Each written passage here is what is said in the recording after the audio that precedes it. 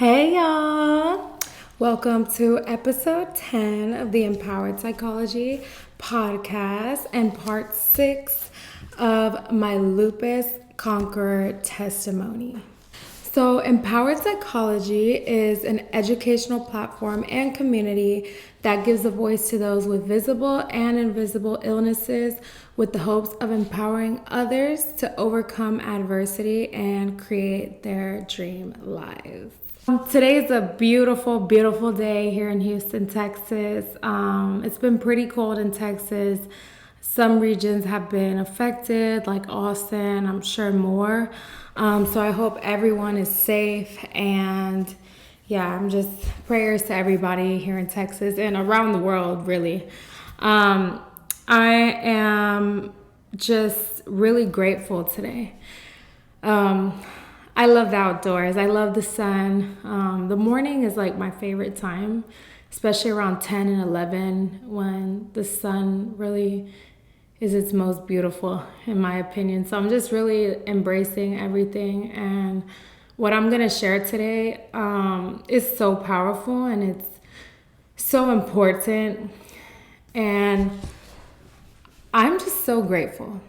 So before I get into my story, I just want to share that I am so grateful for my health. I'm so grateful that I'm able to comb my hair. I'm able to take a bath. I'm able to lay in bed. I'm able to do cartwheels. I'm able to dance. I'm able to walk. I'm able to open the door.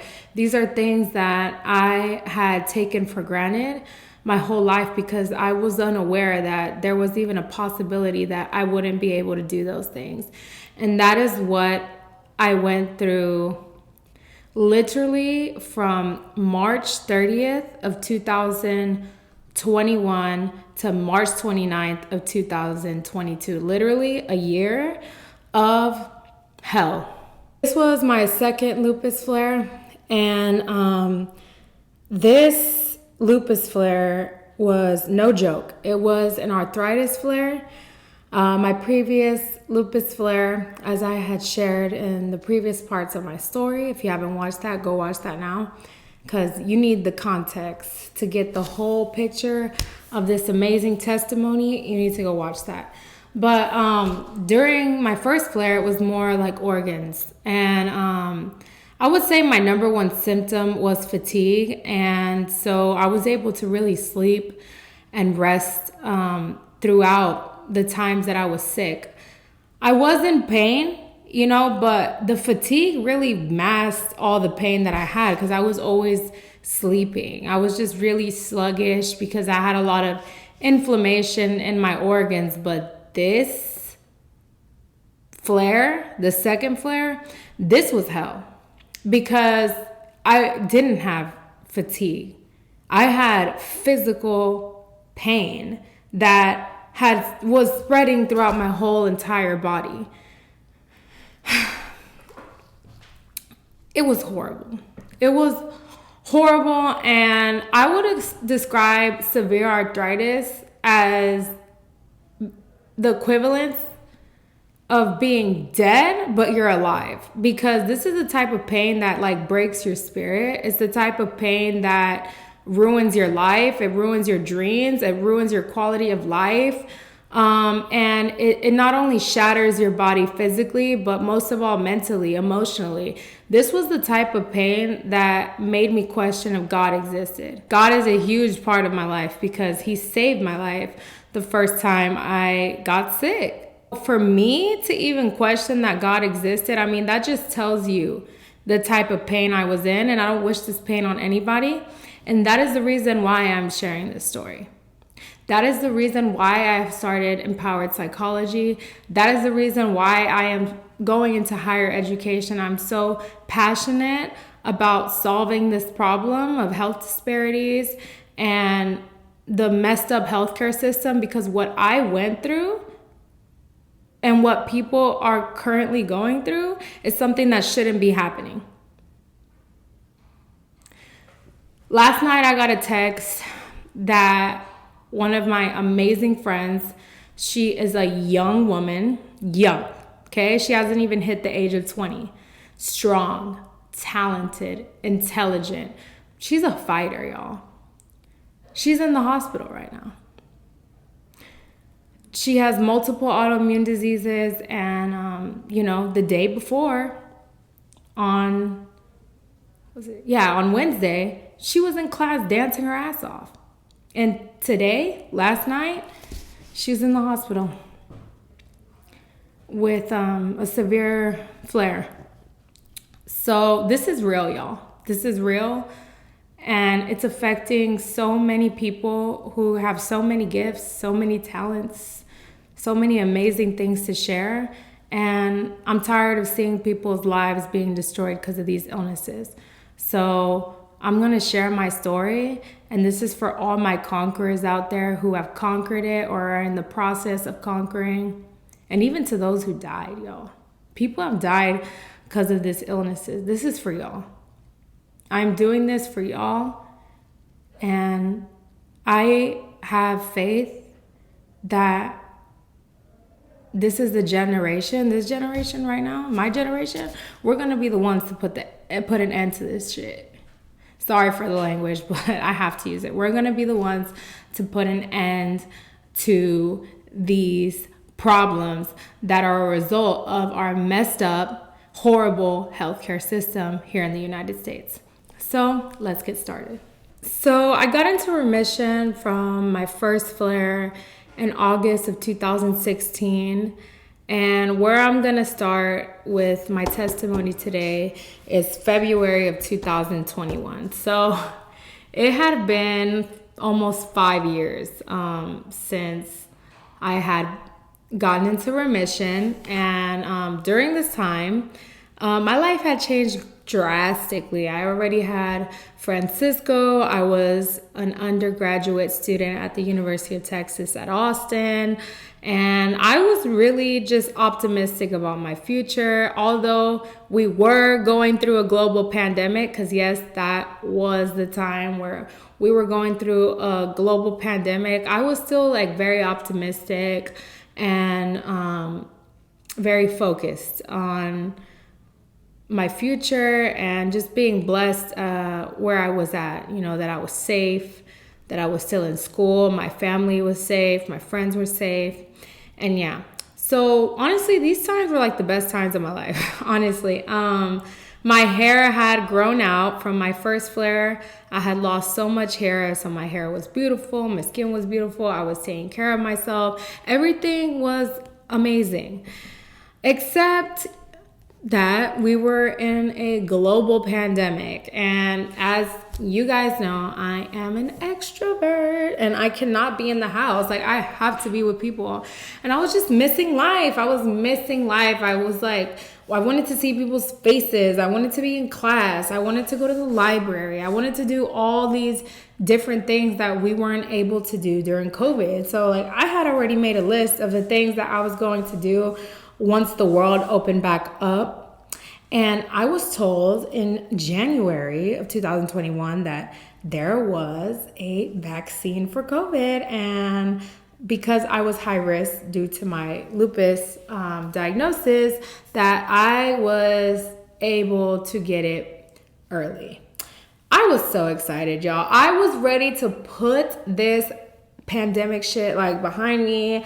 I was ready to take on the world. I was yes, I am so excited that there is a vaccine because I need it ASAP. So I knew that in February I was going to get the vaccine. I was so excited. So yes, I was one of the first people to get this vaccine, y'all. So in February of 2021, February 14th, Valentine's Day. February 14th, Valentine's Day, I got the vaccine, okay? And then 2 weeks later, on I think the 28th, I got, was it 28th? Yeah, I think. Okay, stop. I'm not good at math, y'all, okay? So on the 28th, yeah, I got the second vaccine and I was ready to go. I was so excited. I was just happy and just hopeful for, the world opening back up. But little did I know, in March things just started to go downhill for me health-wise. Now, before I talk about that, I want to tie in something very important. When I started at UT, I was originally just a psychology major. But I had to take this class, the UGS class. Everyone at UT has to take one. And it was called Global Health Inequalities. And matter of fact, that's where I met my amazing friends. Like, I met my best friend, Sophia, there. I met one of my best friends, Awab, there. I met my friend Eli there. I mean, the list goes on. I met so many amazing people in that class. It was an amazing class socially, as you can see, because I met so many amazing people. But it was a really informative class. It was a sociology class, yeah. So I had no idea that our healthcare system was so jacked up. I had no idea. I had no idea that these prices weren't normal.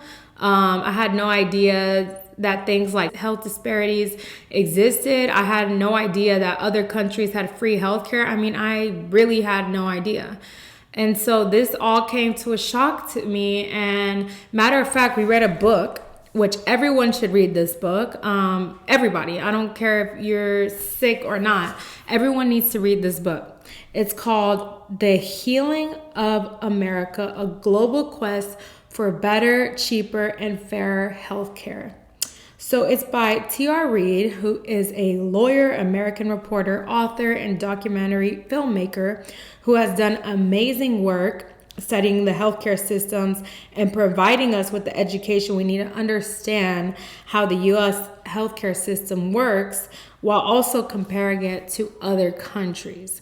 So this book really just opened my eyes. And matter of fact, one of the chapters was about a woman who had lupus and died of lupus, and how lupus was a treatable illness, and that there was no reason why she should have died of lupus, but she died as a result of our healthcare system. Can you believe that?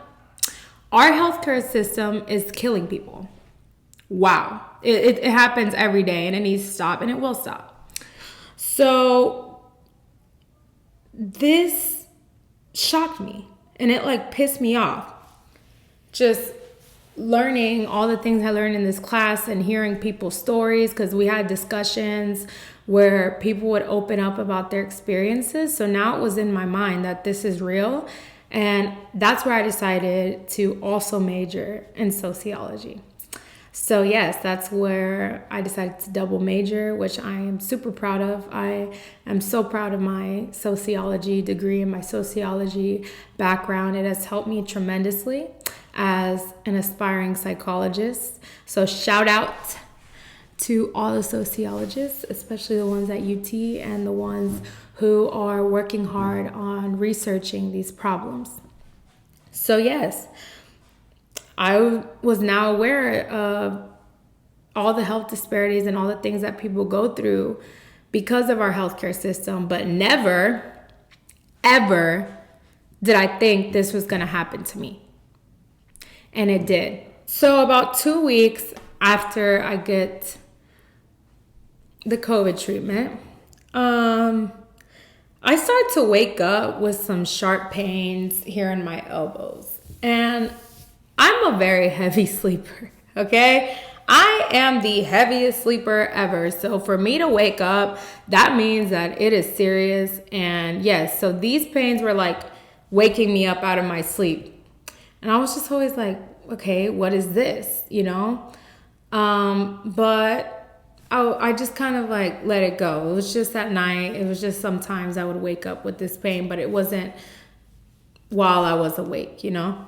So then I start to notice that I'm having like joint pains that at some points are keeping me from writing and doing the things that I need to do. Now, during this time, like I said, I had just gotten the COVID treatment. So I was ready to go back to dance. I hadn't danced since like 2018. Now at this time it was 2021.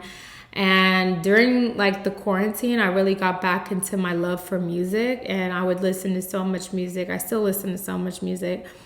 And I was just like listening to these beats, and I was like, there's no way like I'm gonna continue going through my life without dancing, without seeing how this music makes me feel, how this music makes me move. So I like was ready to go back to dance, and the pain was like really affecting me in my dance classes. That's when I really knew, okay, there's something wrong. And the worst part about this pain was that like some days it was good, like some days I was fine, it wasn't affecting me, but then some days like it was bad. And this is like the worst part in my opinion of arthritis, because for me it was like very up and down, and that really messes with your head. It really messes with your head. So I just started to notice that like, okay, this is just like so up and down. But at this point I knew like, okay, something was wrong. So I tell my rheumatologist, and we do some tests, and it looks like I'm having some lupus activity. So she said we should start this medication called Benlysta. So Benlysta is a treatment that is used for people who have lupus and lupus nephritis, which is lupus in the kidney, which I have that. So I have hope. And I'm like, okay, this is gonna get resolved. And then we hit March 30th of 2021, which was the beginning of a year of hell. So I have the receipts right here of the message that I sent my rheumatologist at the time. So I sent her this email on March 30th of 2021. I said, Dr. Shapiro, it's 4 a.m. and I woke up out of my sleep to sharp pains in my wrists, my feet, and fingers.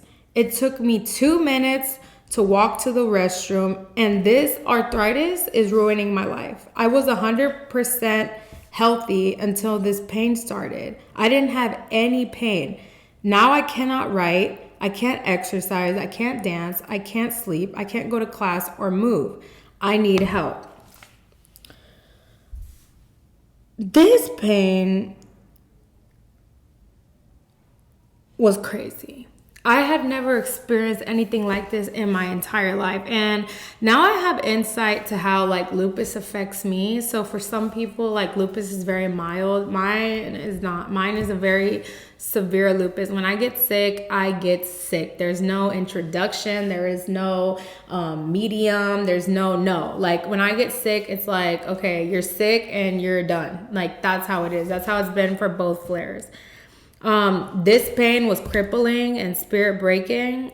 I cannot even describe how painful this was. I'm just gonna like describe it the best way that I can. But like I had just like sharp like pains. Like imagine like a knife like all over your joints, and then like around it is just like this fire that like just like it's like twisting you. It's like a ring of fire, and it's just like twisting you, and then it's causing these shots of like pain. Like I am not playing. This shit is no joke. This oh my god, like the pain I had in my foot, like I didn't even know there was like, I knew there was bones in my foot, but like you're not aware of like how many nerves and ligaments and joints and bones are on your feet until your feet hurt of this pain. The pain was so bad I couldn't even like stand flat on my foot. I had to stand on the side. Because if I stood flat, the moment I stepped, it would cause like this sharp like pain to go up my entire leg. This shit was crazy. I was in so much pain. So I call the one person who I know is up, my amazing friend Fernanda. Love you, Fer, forever. And she takes me to the ER. I tell her what's going on. She's like, I'll be right there. She takes me to the ER, and she's just shocked. Like, she's so shocked at the condition I was in. And like, this is during COVID, so she can't go in the hospital with me. So I'm literally limping to the ER, and they finally see me. And this is where I experienced the first of many interactions that were centered on invalidation. Okay? I'm crying at this point. And for me to cry, it means like it's bad. Because I can't really cry. I mean, now, I think I shared in my previous testimonies. I'm pretty sure I did. But I couldn't cry for a long time. After the first time I got sick, I would cry on occasions. And yeah, I could never really cry. But this pain had me crying. This pain had me crying because I was scared. I was like, is this going to be my new normal? Like, why am I feeling this way? Like, it's so bad. It's so intense. I can't do anything. And I'm just crying, like, to the doctor. I'm like, I woke up with this pain. So about 2 weeks ago, I started to get these pains. And now it's like this bad. Like, please help me. Like, I need to finish school. Like, I have so much to look forward to. Like, please help me. And the doctor is just like, oh, man. Oh, okay. We'll see what we can do. For now, like, here's some Tylenol, but you know, that's all we can do for you. Your rheumatologist, she's going to have to take care of this.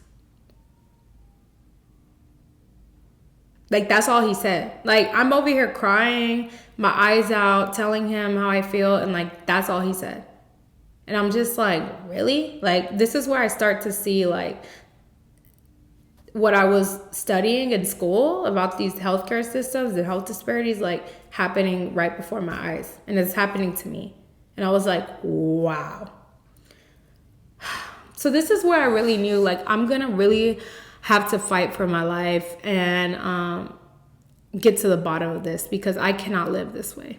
So I get in contact with my doctor and I tell her what's happening. And of course, she puts me on some steroids and she's like, okay, we're going to do Benlysta and this other treatment. And trust me, you'll be good. So I was like, okay. I start the Benlysta treatments and the other treatments she has. And, you know, after like 2-3 months, I'm just realizing like this shit is not working. Okay. It's not working. Some days are good. Some days are bad. And I'm the type of person who's always doing something. So on the days that were good, I was taking full-blown advantage and doing everything that I could, because I knew that that time was precious and that I never knew in 5 minutes, in a day, in 6 hours, I could be in crippling pain. This pain, like I said, is just, it just fucks with your mind. It fucks with your mind. And I was pretty embarrassed. I didn't want to tell people I was in pain. I didn't want to tell people I was in treatment. I didn't want to tell people I'm having good days, I'm having bad days. And if you ask my friends who were with me around that time, like, they had no idea this shit was even going on. Because the days that I was good, I would take advantage and I'd go hang out with them, or I would be with my family. And I just really would take advantage, and I didn't want to talk about it. I didn't want to share what was happening to me. And also that was a result of the uncertainty I was experiencing with the healthcare professionals. You know, they weren't taking care of me. So I was like, okay, well, I don't want to say anything because there's so much uncertainty. Like, this treatment isn't working. So what's the point of saying, hey, I'm taking this treatment and it's not, I just didn't want to like stress my friends out. And I'm sure my conquerors, like, y'all can relate. Like, we just really don't want to tell people. But like, guys, don't be afraid to tell the truth. The truth is where the power is. The truth is where you can get the support that you need to conquer this. Don't be afraid. And the truth is where you start your advocacy journey and telling these doctors and telling these healthcare professionals that are in charge of your care, hey, there's something wrong with me, and you're the one who went to school and you're the one who is qualified to help me. So you need to fix this. So guys, don't be afraid. But I understand why you would be afraid and embarrassed to talk about it, especially because of these ups and downs. I mean, it just messes with your mind, because it messes with your mind in the cruelest ways, to the point where your personality starts to change, because you're going crazy. You don't know if you're going to wake up one day and not be able to walk. You don't know if one day you're going to wake up and be able to do a cartwheel. You don't know if one day you're going to be able to go to school. You don't know one day, you don't know. And then you're like, in my case, I was in college. So like, my friends are doing so many amazing things, events, parties, social gatherings, study groups. And this pain is so crippling and spirit breaking that like sometimes you just be like, you can't go because you're in so much pain and you wouldn't enjoy it. And it'd be hard to even get there, that you're like missing out on all these amazing things. And it's horrible. And then with your family, you can't do much. You can't celebrate with them. You can't be happy with them. You literally can't enjoy your life with this pain. It's horrible. And this is what I was going through. A few months later into this treatment that didn't work. And I know my rheumatologist at that time, she was actually trained by Baylor. So she was trying to figure it out. Like, she really was. I am not upset with her, because she was. But she told me about like 6 months after we had began that treatment that she was moving to Spain, and that she was going to get me in contact with a new rheumatologist who was amazing. And I was like, okay, another point of uncertainty, at this point, I was just going through so much, y'all. I was just like, really, bro? Like, another change? Like, I needed support. I needed like consistency, and it was just like, I couldn't manage change. I mean, so many things were wrong, but there was nothing I could do about it. So she gets me involved with this new rheumatologist. So now it's September to December of 2021, and these were really hard times for me. This was my senior year at UT Austin. Supposed to be like the best year, but I hate to say this, but it was my worst year. It was my worst year. But like I said, looking back now, it was an amazing year, because I conquered so much, I overcame so much, and I was so strong. But, I do wish that it would have been, a good year, because the rest of my years at UT were amazing. But this is where I got in contact with my new rheumatologist, and here's the receipts of like me emailing her to tell her like, hey, I'm your new patient. This is what's currently going on. So this is what I said. My name is Cristela Villatoro, and I'm your new patient. I was under the care of Dr. Shapiro, and she told me to schedule an appointment with you, which I will. But right now I need your help. I have been dealing with arthritis for a few months now, and I started my Benlysta treatments almost 6 months ago. Luckily, my arthritis is getting better, but in the mornings for the past 2 weeks, I've been waking up with arthritis in my hands, extreme pain and stiffness. Could I get something like a Celebrex? I no longer want to do these steroids, but I really need this inflammation to stop. So she's like, okay, well, we're gonna see you so we can see what's going on. I had to stop doing everything I loved during this time. I had to stop dancing. I had to stop being so involved in the things that I was involved in my academic career, like my internships, like my organizations that I was involved with. And I also had to stop writing. I love writing. I write all my notes. I love to write, but because of the inconsistencies of the days that were good and the days that were bad, I no longer wanted to break my heart anymore. My heart was being broken. My spirit was being broken, and it was causing me to go crazy and fall into depression. The days that were good and I could write were amazing. I would take advantage. I would write because when I do my notes, I love to write in different colors and I love to organize my notes.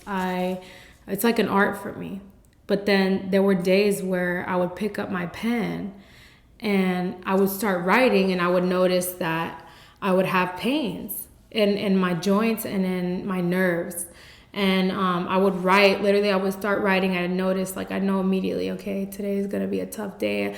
I probably won't be able to write. And then, but I would keep going and then boom, like I would get like a sharp pain and then boom, like I would see me writing an R and then the R would be all messed up because the pain would literally like make me like have a spasm or something. And then I would just see like, whoa, like that right there was a result of my pain. And it would break my heart. It would break my spirit. It would make me feel like I wasn't normal. It would make me feel like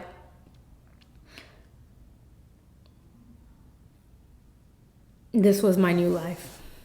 So I didn't want to write anymore, and that's where I decided to get the iPad because I didn't want to break my heart, and I was on a mission to graduate from the University of Texas at Austin. And if that's what I needed to do at that time to make sure that this flare didn't get in the way of that, that's what I did.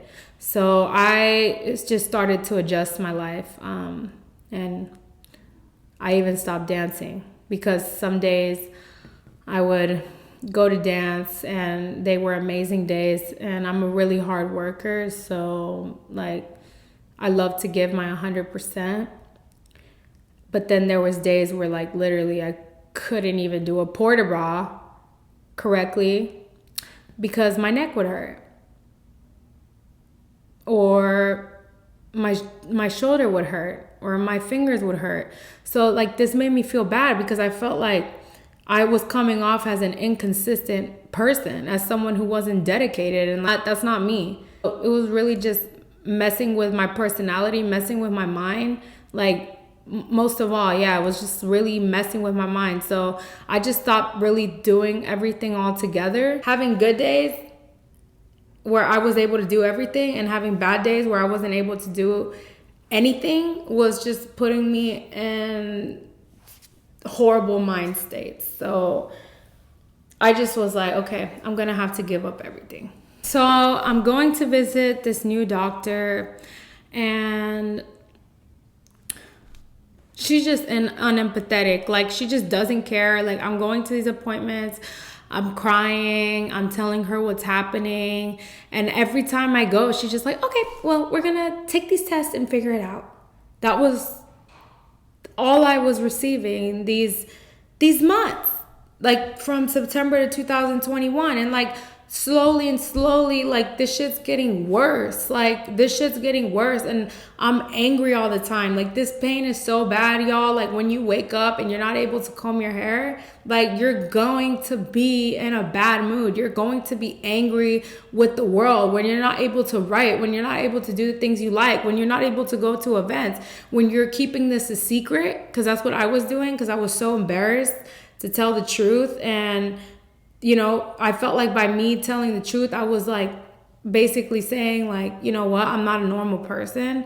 And also because I had been in such a successful remission and seeing how I healed from that, where I almost died, to now seeing that there's possibly nothing I can do about this arthritis, it was just too much. So I was going through a lot, and I just started to accept that this was my new reality. And I told my professors that I was sick and I was trying to get help. And that semester was really a blur. Like I can't even tell you what classes I took. I know I took my positive psychology class, which that helped me a lot throughout that semester, and statistics, but I can't really tell you the other classes I was in. Like I don't even remember, like, because it was just a blur. I was really on a hustle and I was just doing what I could because I was in so much pain. So I literally get to my finals. I get to my statistics final. I pick up the pen and I literally can't write. It hurts so bad to write. My wrist was literally like locked up. It was locked up. There was no moving it, okay? And every time I tried to move it was like this sharp pain. And then my hand would get in like that position to write. And then when I would reopen my hand, bro, like the pain I was feeling, it was horrible. And I literally called the TA, Amy, I love you. Amy is, I think now she graduated, I hope so, but she's going to be an amazing sociologist. She was at that time a PhD student at UT with sociology department. Amy is amazing. Amy was a huge support for me throughout my senior year, and she's amazing. Okay, I told Amy, I said, Amy, look, I'm gonna be real with you. I cannot take this final because I literally cannot write. You know what I've been going through. And that's one thing I didn't really tell my friends what was happening, but I did tell my professors what was happening, because like there was nothing getting in the way of me graduating from UT Austin, like nothing. Okay, so I was honest with them. I told her, like, look, like I can't even like look at my hands, like I can't even write. Please, like, can I take this final like tomorrow? I just need to go get like maybe some steroids or something, but I can't. Completely understanding. And yeah, my arthritis was so bad at this point that it was starting to affect my nerves. So now I'm gonna talk about this right here, where I tell her, like, this is on 12/16/2021. I told her, the past weeks my joints and shoulders have gotten a little bit better, but my hands are just not getting better. I was not able to take my statistics final. I really need help. This arthritis is ruining my life. I can no longer live like this. Okay? This is what this, I'm just gonna be real. This is what this demon said. I'm sorry you're having worse hand pain. After last visit, your x-rays were normal, and I don't think your hand pain is from inflammatory arthritis or lupus. You can try increasing your Celebrex to 200 milligrams twice a day and see if that helps. I can also send you to hand therapy to see if this helps as well. Thank you. I'm ripping this apart like today. And I won, okay? I won because I got the doctors that I needed, and I was not gonna put up with it. Like, I'm telling you right now, this pain was keeping me from taking my finals, and that's what she wants to tell me? Like, this isn't lupus, and now I know it was lupus. This happens every day, y'all. This happens every single day, and it will stop, okay? Too many people are suffering and have lost their lives, lost their dreams, lost everything that they wanted to do in life because of neglect like this. This is where I accepted, like, okay, I'm not gonna get the help I need here. I need to go to Houston. So I decided to go to Houston, and I talked on the phone to a nurse before I went, and she told me that I possibly have fibromyalgia. So fibromyalgia is a chronic, long-lasting disorder that causes pain and tenderness throughout the body. The main symptoms of fibromyalgia are chronic, widespread pain throughout the body or multiple sites. Pain is often felt in the arms, legs, head, chest, abdomen, back, and glutes. People often describe it as aching, burning, and throbbing. Fatigue or an overwhelming feeling of being tired is also a symptom, and trouble sleeping. Other symptoms may include muscle and joint stiffness, tenderness to touch, numbness, or tingling in the arms and legs. It also causes problems with concentrating, thinking clearly, and memory, sometimes called fibro fog, and heightened sensitivity to light, noise, and temperature, and digestive issues such as bloating and constipation. So yeah, I ended up getting some relief. I took her damn Celebrex that she told me was going to help me. It didn't really help me, but it at least helped me, take that final. So I took the final, and I actually did really well that semester. Shout out to me for being an unstoppable, strong woman, determined. Yes, that's me. So it was Christmas break. So I decided I was going to go to Houston for the break.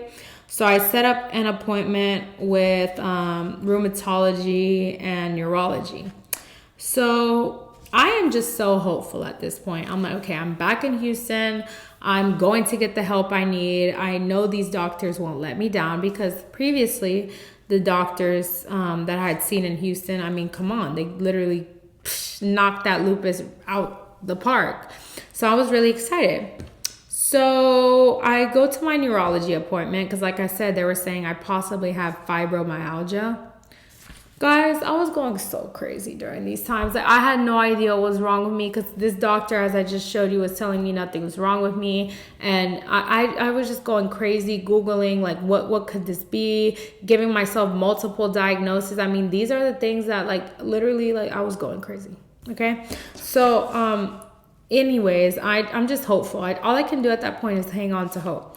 So I go to the neurologist that I set up an appointment with, and I made sure that I set up a good appointment.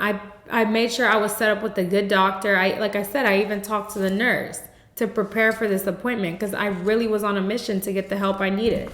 So I go into this appointment, and the doctor is like, so how long have you had spinal issues? Y'all, this is where, like, I literally was like, this cannot be happening. I said, spinal issues? I talked to your nurse. Like, I told you, I'm having pain in my shoulders and my wrists and my hips. Like, I'm just having like a bunch of pain throughout my body, but I don't recall having any spinal issues. I said I have some neck pain sometimes, which, you know, couldn't be involved with the spine, but, you know, I didn't go in there saying, oh, I have these big spinal issues, you know? So she goes, oh, well, I don't treat that. I treat mostly spinal issues. How? I mean, I literally did everything I could to prepare for this appointment, and now she's telling me she doesn't treat this. At this point, I couldn't do it anymore, y'all. So then I was like, okay, then why did this person refer me to you? And why did I talk to your nurse telling her X, Y, and Z to prepare for this appointment? And now you're telling me you don't treat my problem. Like, no, I need to figure this out today. And then she goes, well, you have lupus, correct? And I said, yes, I do. She says, well, you have lupus. I'm just letting you know, like, this is what happens when you have lupus. Like, you're going to have this ongoing pain.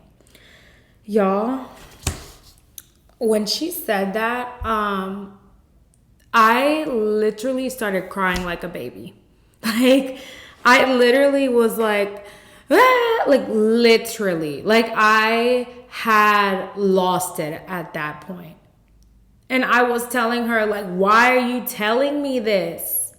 Why are you telling me that this is how it is? Like, why? I told her, why is no one caring about me? Why does nobody care about how I feel? Why does nobody care that I can't get out of bed? Why does nobody care that I can't write anymore? That I can't dance anymore? That I can't be with my family anymore? That I can't be with my friends anymore? Like, why doesn't anyone care about me? And I was just crying. This lady started freaking.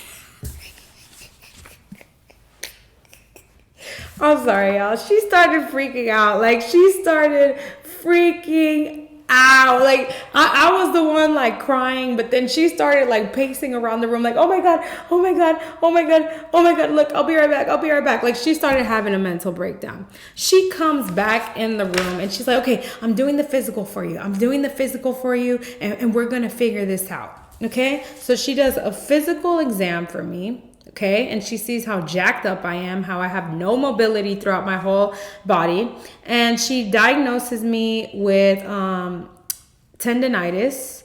So tendinitis is inflammation of the thick fibrosis cords that attach muscles to the bones, and these cords are called tendons.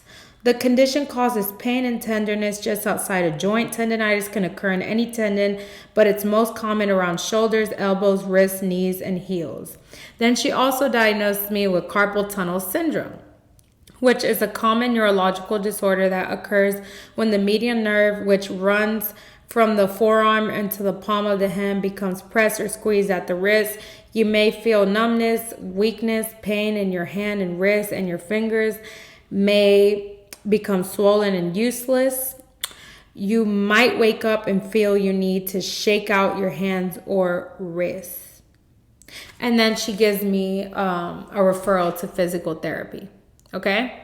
So after she does this exam and she tells me what she discovered through the physical exam she did, and then as she's writing the referral to the physical therapy and writing what's happening to me, this lady's like freaking out. She's like shaking as she's like writing this, and she's getting like the assistant to be like, oh, can you please print out some information about carpal tunnel syndrome and tendonitis and physical therapy and some exercises she can do. As she's doing that and I'm watching her freak out, I'm just need to like let it out. I just like start sobbing. I start sobbing, and she's like, are you okay? Like, do you need me to send you to psychiatry? And I said, listen, when I told you what happened, you originally told me that this was lupus, and this is how life is with lupus, that this pain comes with having lupus.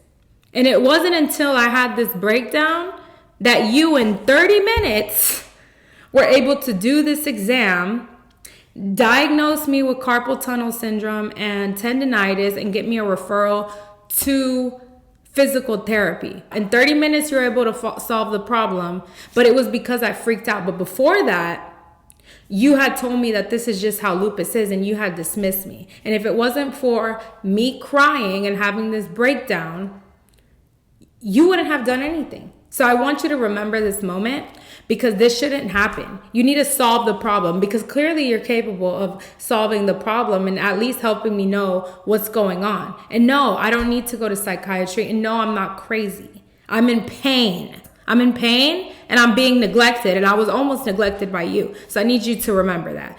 I left her speechless, bro. Yes, I did. This doctor, I don't even remember her name because she pissed me off. But she's probably not treating her patients like shit anymore and telling them stuff like, oh, well, this is just how lupus is. So after this happened, the strangest thing happened, which was a blessing. I got relief. Like, I didn't need any pills for like 2 months. I didn't need any medication for 2 months. For 2 months, I was pain free. It was strange. It's like that release of like crying. I don't know what it did, but I got relief for like 2 months. So January through about, I would say like beginning of March, I was back to normal. I was so happy. I was thanking God for divine healing. And I was just back to normal, y'all. Was able to celebrate my birthday, had an amazing time. And I had even gone back to dance and was ready to get involved for the last few months in the organizations that I was in. But then in the beginning of March, the pain came back, started creeping up on me, and fast. Like, it started creeping up on me, but really fast, like fast. So then the pain was back, and it was worse than like ever before, y'all. It was worse. It was like, okay, haha, I'm gonna give you this little break, but trust me, when I come back, it's gonna be like a baseball bat hit you in the face 25 times. So at this point, I cannot do anything. I'm walking very slow, can't write. I no longer have the motivation or the will. I just described to you guys how many times I went to go get help. Like, I just described it to y'all. Like, I had lost hope at that point. I was done. I'm starting to look up what disability is like. Am I disabled now? Like, that's how real it was getting.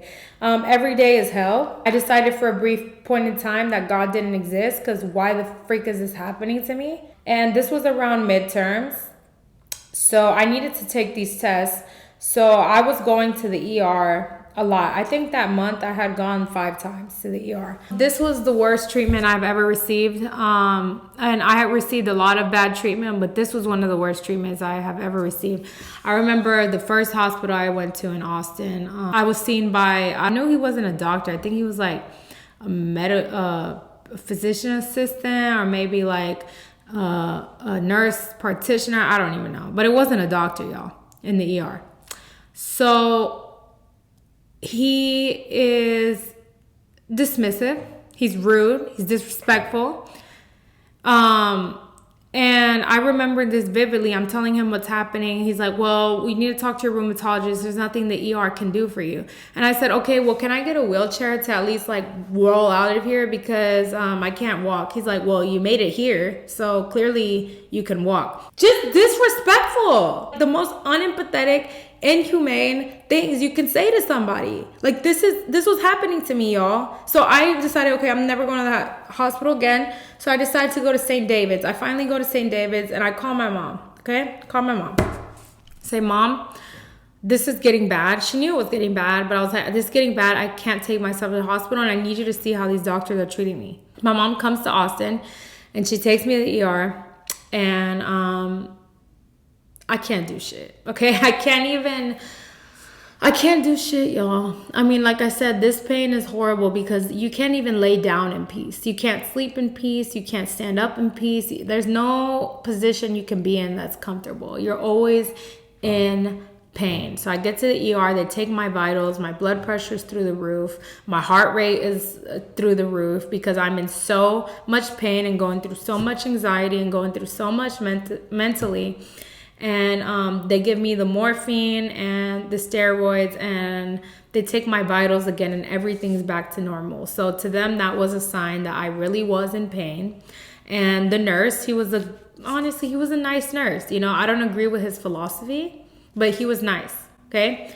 But he said something really wrong that he shouldn't be saying to people. He said, look, I'm going to just be honest with you. Like, this is how it is with lupus. It's just how lupus is. You're going to have to get used to it. And also, when you get the treatment for this arthritis, you're probably going to have to go to a pain management doctor who is going to prescribe you with the medications you need. And you just have to be careful to not get addicted with this medication. Y'all, this is real life indoctrination. What I was going through was real life indoctrination. Indoctrinating me to hell on earth. No, sir. So my mom was like, she looked at me like right after she said that. She said, honey, no, this is not normal. You were cured the first time of lupus. And trust me, we're going to fight to the end to find you a doctor who's going to put you in remission. You're not going to be on these pain medications. I promise you that. So I was able to get some relief that day. But like I said, after that medication wore off, 3 days later, back to hell. Back to hell, back to pain. I couldn't do it anymore. I mean, I was just going through hell. So I went back to the ER again. And this time they're like, look, we can't do anything for you. Like, you know, we feel like maybe you're drug seeking. I'm not drug seeking. I'm in pain. Like, I am in pain to the point where I can't sleep, where I can't take my own shower, where I can't comb my hair, where I can't do the things that I like. I'm not like, no. I left that appointment and I knew, I don't know how I'm going to get through these next few days, but that's where I called back on God because I told y'all I went through a period where I didn't think he existed. I said, God, please help me. Please help me. So it's March 29th. I can't do shit. I wake up, can't get out of bed. And I just kind of stare at the wall and I start to tell myself, you know what? I'm not going to live like this. I'm too gifted. I'm too blessed. I've seen what it's like to heal. I've made it to UT, which is my dream. I'm about to graduate. I'm beautiful. I'm talented. I have gifts and I have passions and I have a story to tell. I am not going to live like this. It's not going to happen. It took me about 30 minutes to get to my car and I drove to Houston straight. I didn't stop anywhere. For 3 hours was there. And the arthritis was so bad. Like, I mean, I couldn't really turn the wheel properly. That's how bad this shit is. So by the time I made it to Houston, my whole body had locked up. I couldn't get out the car. My parents had to get me out the car, and I was at the ER waiting for help for about, I would say about 5 hours. I was there for a while. I finally get seen at the ER, and they're very shocked. They're very shocked at the condition that I was in. I'm telling them what's happening. I'm telling them that I need the help now. Like, I'm here to get help. I'm not here to get relief. I'm not here to get a temporary fix. I'm here to get help, and I need it now. The pain was so bad that the morphine and the steroid took about 3 to 5 hours to kick in. That is not an exaggeration. If you understand anything about medication science, you know, like, that is serious. Like, this is how bad the pain was, and the doctors were shocked at how the doctors in Austin had let this problem progress and how sick I was.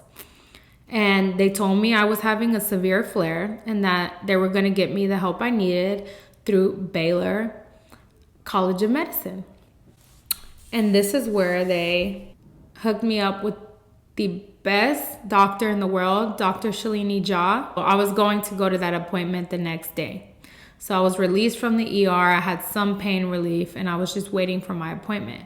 All of a sudden, I get a very interesting phone call from Baylor College of Medicine, and they tell me, hello, we have to cancel your appointment for today because there's some problem with the insurance and switching your doctors. These doctors did not know who they were talking to, okay? I was like, excuse me? No, we're not canceling any appointment, okay? I don't care what the insurance has a problem with. I don't care. I am a student at the University of Texas at Austin. I have to graduate in May. And also, I've been in severe pain. My life actually depends on this appointment, and you're not canceling it. So I'll see Dr. Jha today at 3:30. This is why it's so important to advocate for yourself and stand up for yourself. They're like, oh, I'm so sorry. Okay, we'll put the appointment back. Yes, thank you. As you should. Boom. So I go to the appointment, and I tell Dr. Jha, Dr. Jha, I can't live like this, and I'm here to get in remission, and I need you to fix the problem. I need you to explain to me what's happening to me, what tests you're going to do, and what I can do to get better, and also how to know that I'm getting better. Dr. Jha was amazing. She told me, I'm going to tell you something. I don't know how this illness progressed the way it is because arthritis is a treatable condition. It is out for the world to know, y'all. Arthritis is a treatable condition, and we're going to get you back in remission. She put me on my treatment immediately. We took my blood test. 2 days later, she called me and answered all the questions I told her to answer me and told me if I need anything to send her a message. She answers within literally 2 hours of you sending her a message. It was a complete 180, and I knew I was in the right hands. I knew I was in the right hands and that my remission was coming. My freedom was coming, and my year of fighting was over. So I started my treatment, and I knew that I needed to get back to Austin as soon as possible. And so I made it back to Austin on April 4th of 2022. And at this point, I think I had missed like a week and a half of school. But I knew I am going to graduate. Like, there's no ifs, ands, or buts about it. Like, my mission is to graduate, and that's all. So I tell my professors what's been going on. 3 out of 4 were really understanding, but then there was one who just completely didn't care. He wasn't gonna let me make up the assignments that I had missed because he had hard deadlines for them, even though I had proof that I was in the emergency room basically the whole month. He didn't care. Your best bet probably, like, why don't you just withdraw from the semester? When I heard that statement, I had a little moment within myself. I said, does this man know who he's talking to? I almost died of lupus at the age of 16. I had my miracle baby at the age of 20 while I was at UT and did amazing that semester. Didn't take a semester off, nothing. I had him, and 2 weeks later, I was back in class slaying. I made a name for myself at UT. Like, I got to know so many professors, and I was really involved in the things that I was involved with. Like, who do you think you're talking to? You think I'm and not only that, I just finally, after a year of fighting, got the help I needed and the treatment, the medications I needed to get back in remission. And you're going to tell me I need to withdraw from the semester? Absolutely not. I said, I'm going to figure it out, and I'll email you tomorrow. So I get out of that appointment, and I'm crying. I'm not going to lie, I'm crying. I'm a little overwhelmed and uncertain. I just don't know what to do. I call my mom, and I'm on my way to my favorite place to study, which was the SAC. I think they changed the name to the WCP, I think, but to all my UT people who were there before 2020, y'all know the SAC, the best building at UT. That's where all the magic happened, all my studying, all my ideas. I went to SAC, and I'm just telling my mom I don't know what to do. They're telling me I need to withdraw from the semester. This teacher saying that he's not going to let me make up for the work that I missed, and that I need to make basically hundreds on the rest of my assignments in order to make a C. He said the highest grade I can make is a C, and I'm an A student. I'm an A+ student. I was just being hit with a lot of adversity. I opened my laptop, y'all, and I opened my email, and on April 4th, I'm going to find a way to pin that acceptance letter, like right here. I got the email that I was admitted into NYU's master's program for psychology.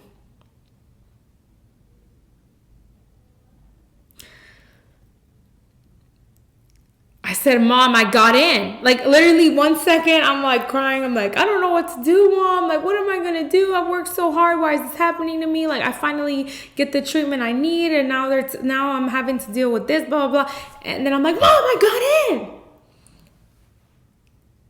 After that, I didn't care. I was willing to do everything and anything. I was willing to stay up all night doing homework, whatever. I knew I was going to graduate, because that was my prize, y'all. That was my prize.